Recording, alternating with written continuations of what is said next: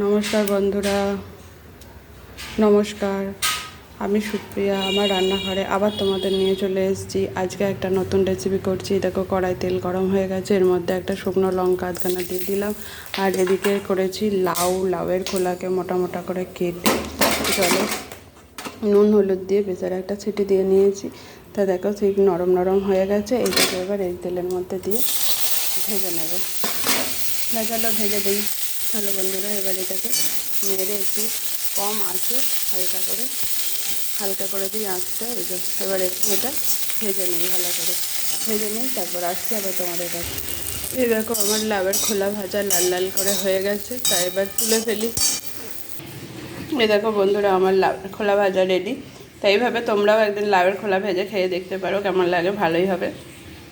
এখানে রাখছি, আবার নতুন কোনো ভিডিও নিয়ে নতুন সময় চলে আসবো। তোমরাও গরমে ভালো থাকো, সুস্থ থাকো।